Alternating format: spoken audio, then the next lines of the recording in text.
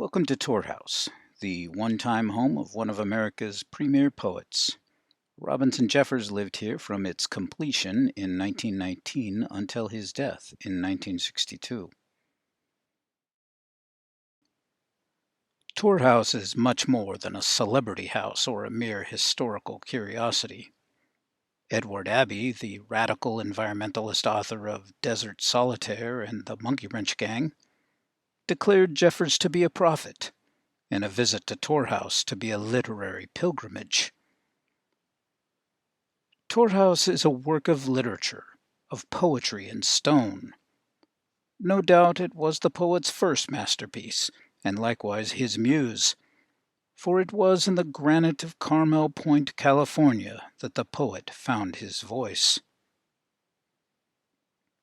The interior of Tor House is so thoroughly empaneled that, standing within, one would hardly guess that the house is made of stone.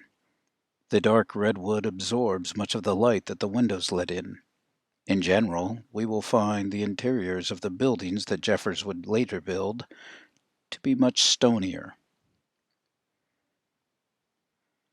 The entrance to Tor House is guarded by Una's command center, which, to Una's left, is equipped with windows facing two separate directions. To Una's right are the views provided by the living room windows. To her right we also see one of her four melodeons. A page in Una's book of Irish music, illustrated by her husband, the poet, features the tower in Western Ireland that the poet William Butler Yeats restored, a project which Yeats dedicated to his wife. On this page, Robinson Jeffers draws a correspondence between Yeats and himself. From her command center, Una could also keep an eye, or rather an ear, on her husband. His desk was in the attic above hers, and he would occupy his mornings there writing poetry, often on Una's orders. She could hear him pace across the boards above her head, and if things got too quiet for her liking, she might grab a broomstick and tap the boards above her head to remind her husband what he was up there for. A cupboard by the fireplace once served as a pistol box until Una moved the guns up to bedside in the attic. A skull and a miniature club-wielding giant then replaced the pistols. In the early years out on the point, the Jeffers family were quite alone on their property, hidden behind the wall of trees that Robin had planted for solitude. Even today, Carmel can be a little creepy at night due to its lack of street lights. Una's father had been a sheriff, and she may have inherited something of his character. The relative solitude of Carmel Point sometimes left Una feeling vulnerable, and she could be dangerous when cornered. The only bedroom in this little cottage was not used as a bedroom until the 1940s. It was not large enough for a family of four, so the Jeffers family slept up in the attic.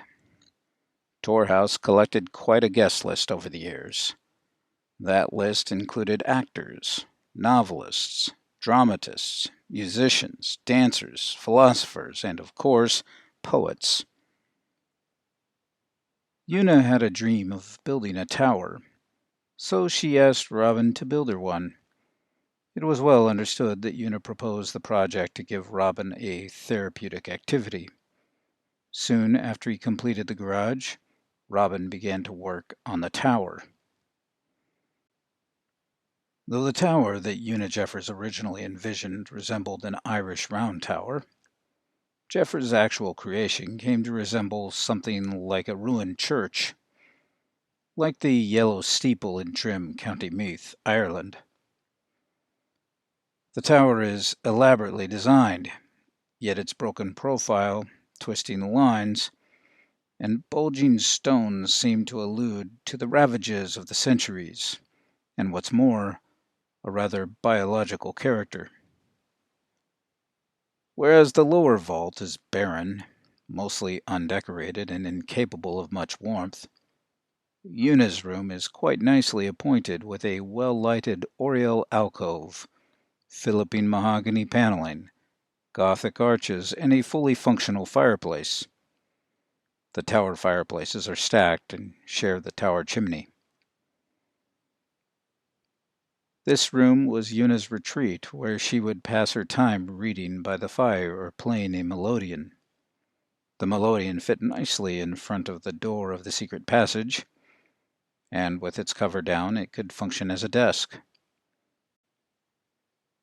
It was perhaps while Jeffers was working on his tower's intertwining stairways, or Una's elegant chamber with its Gothic arches and gravity-defying oriel, that Jeffers experienced his creative breakthrough as a poet. The road to that breakthrough must have involved years of stone arrangement, selection, rolling, lifting, and fitting, trial and error, and perhaps a strained muscle or three. By 1924, with the tower stonework complete, the poet must have been deeply socialized to stone. Schedule a tour of Tor House at torhouse.org. This independent presentation was produced in support of the Robinson Jeffers Tor House Foundation. The views expressed herein are not necessarily those of the Foundation. Your support for Tor House is appreciated.